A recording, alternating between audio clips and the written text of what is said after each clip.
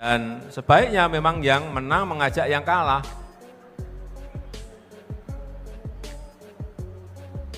Untuk membantu, dan kalaupun tidak membantu, sebisa mungkin jangan mengganggu. Setuju Bapak Ibu?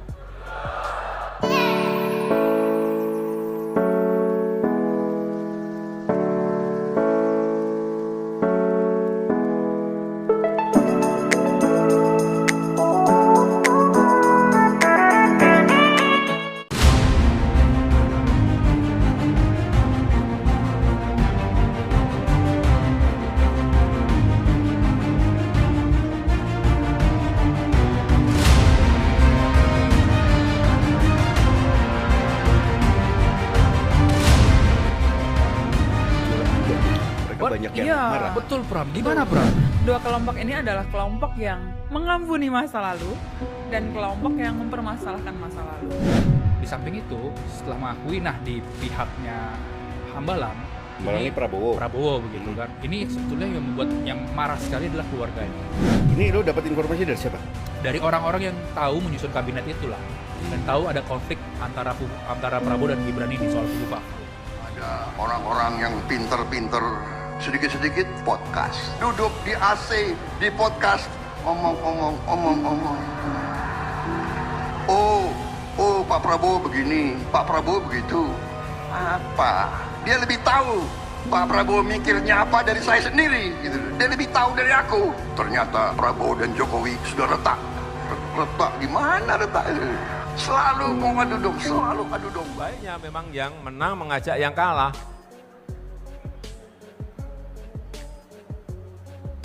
Untuk membantu, dan kalaupun tidak membantu, sebisa mungkin jangan mengganggu.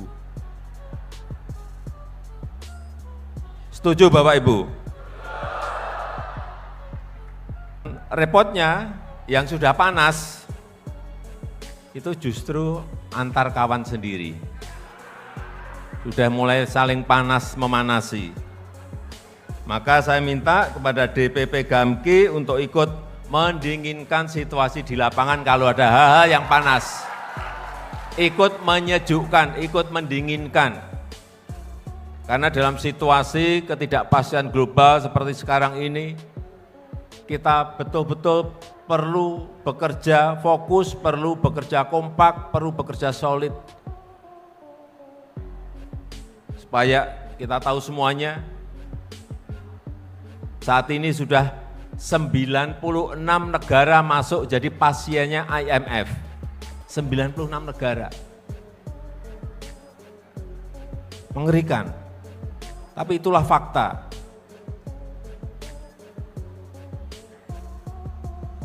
Sehingga walaupun kita berkompetisi dalam tahun politik ini, kawan adalah kawan. Kalau racing, kalau balapan, boleh-boleh saja, tapi jangan sikut-sikutan, apalagi tendang-tendangan. Kita ini saudara sebangsa dan setanah air, jangan dilupakan itu. Setuju? Jangan antar kawan enggak saling menyapa setelah Pilpres. Enggak lah, perlu saya ingatkan, kita ini saudara sebangsa dan setanah air. Itulah budaya politik Indonesia. Kekeluargaan, gotong royong, budaya bersatu, ini yang terus kita harus gaungkan. Oleh karena itu jangan membuat luka dalam, luka terlalu dalam. Ibarat pertandingan ini pertandingan persaudaraan, pertandingan kekeluargaan. Kadang-kadang saya mikir, kita yang di atas sudah ngopi-ngopi bareng, sudah makan bersama, yang di akar rumput masih rame belum rampung-rampung. Inilah yang sering kita lupa. Karena pasti ada yang menang dan pasti ada yang kalah. Dan sebaiknya memang yang menang mengajak yang kalah. Untuk membantu, dan kalaupun tidak membantu, sebisa mungkin jangan mengganggu. Setuju Bapak Ibu? Karena persatuan sekarang ini sangat penting, kekompakan saat ini sangat penting sekali. Coba negara-negara di Uni Eropa memikirkan pertumbuhan ekonomi yang namanya growth, yang namanya inflasi, itu sudah sangat pusingnya. Kalau kondisinya kita melihat betul seperti itu, kemudian antar masyarakatnya sendiri tidak bersatu, tidak kompak, bagaimana pemimpin bisa menyelesaikan masalah-masalah dan problem-problem besar yang ada?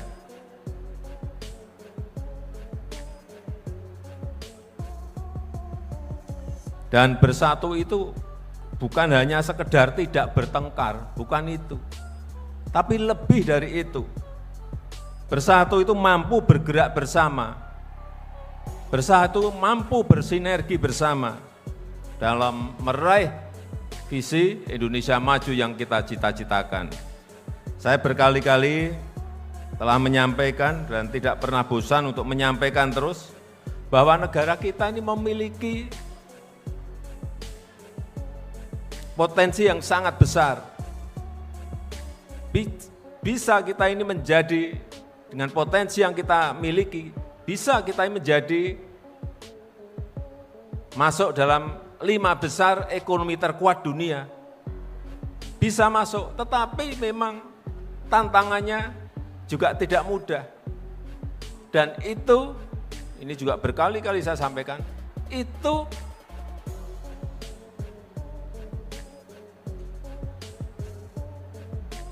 peluangnya, opportunity-nya hanya berada pada kurun 13 tahun ke depan ini. Sehingga pemimpin ke depan ini sangat menentukan negara ini bisa melompat maju atau tidak. Oleh sebab itu, kepemimpinan dalam 13 tahun itu sangat menentukan. Artinya, kepemimpinan nasional di tahun 2024, kepemimpinan nasional di tahun 2029, kepemimpinan nasional di tahun 2034, itu sangat menentukan sekali negara ini terjebak pada jebakan negara berpendapatan menengah atau middle income trap, atau bisa keluar menjadi negara maju. Hati-hati, kepemimpinan di 2024, 2029, 2034 itu sangat menentukan sekali. Ini sudah puluhan kali saya sampaikan dan saya ingatkan. Karena di negara-negara Amerika Latin, tahun 60, tahun 70 sudah masuk menjadi negara berkembang seperti sekarang kita, yang kita miliki sekarang ini. Sampai sekarang mereka tetap jadi negara berkembang. Karena saat diberi kesempatan, diberi peluang untuk melompat maju, dia tidak gunakan. Ini yang terus-menerus tak bosan-bosannya saya mengingatkan mengenai ini. Hati-hati mengenai kepemimpinan 24, 29, dan 34. Oleh sebab itu, kita semuanya harus sangat berhati-hati dalam memilih pemimpin kita agar bisa melompatkan kita